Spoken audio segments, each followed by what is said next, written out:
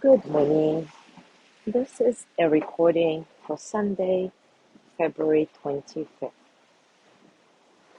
Today's essay from the Book of Awakening by Mark Nepo is titled Wu Feng. I'm going to read it for you, and then, as always, we're going to do a short contemplation about it. In the end, it is not enough to think what we know. We must live it, for only by living it can love show itself as the greatest principle. In the end, it's not enough to think what we know. We must live it. For only by living it can love show itself as the greatest principle.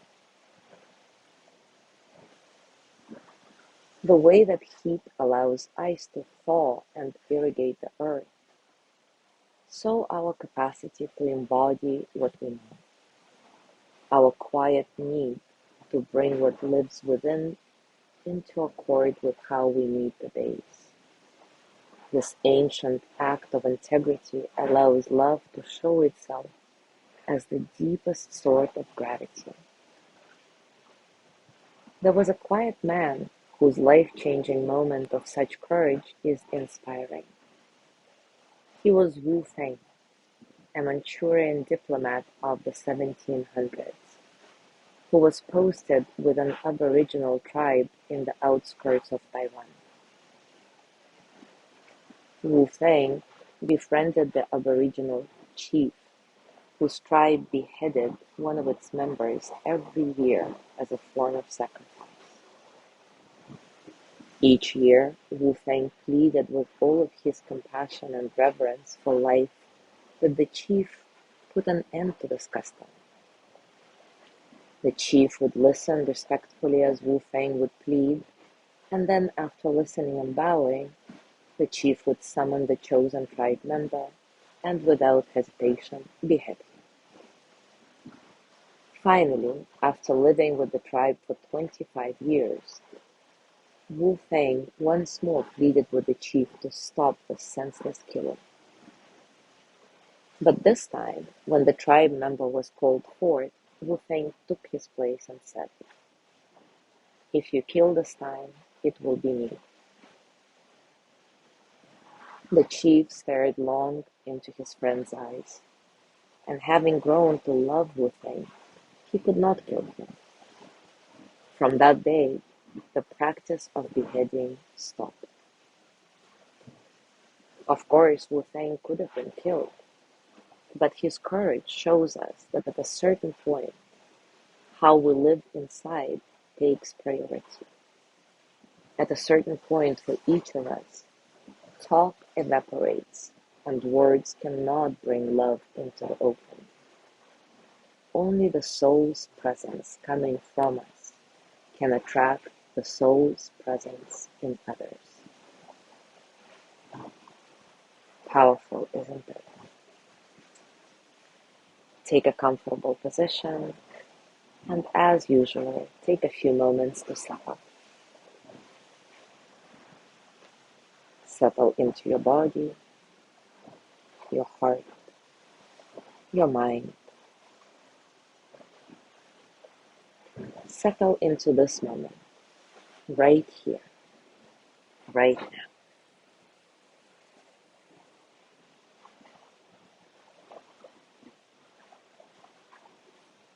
Breathing naturally, your breath nice and soft.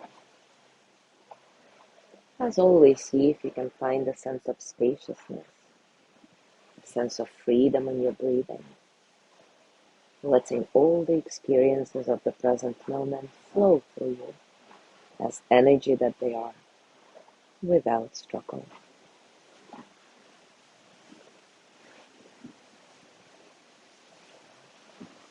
Now take a few moments to reflect on how things are in your life. And be honest with yourself. That is, see your life as it really is, without trying to explain anything to yourself, without trying to make excuses or judgments. Is there a situation in your life in which a part of you is being sacrificed, like the member of the Aboriginal tribe?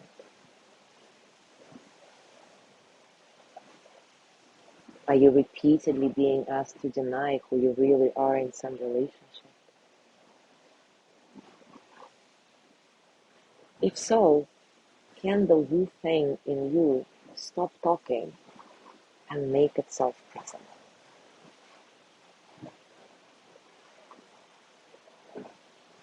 If the answer is yes, simply honor that such a spirit of embodiment lives within you, and trust your spirit to know when and how to make the stance, to make it happen.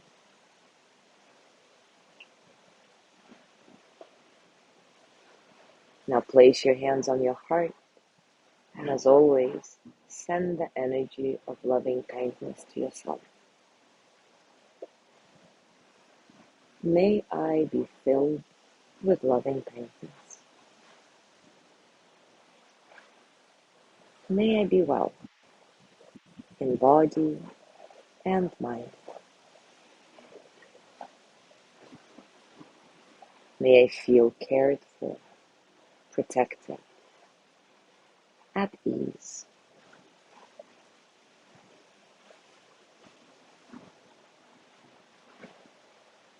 May I know deep, natural peace. Now gently let go of your practice. Scan your body. Notice what's going on for you right now, physically, emotionally, mentally. How are you, really?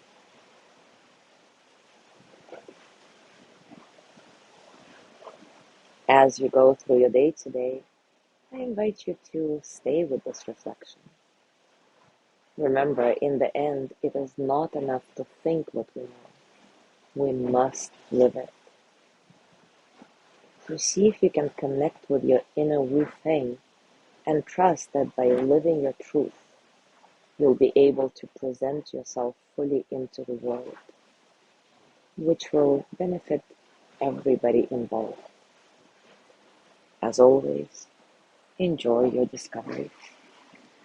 Thank you so much for being here today. Have a beautiful day, and I will see you tomorrow.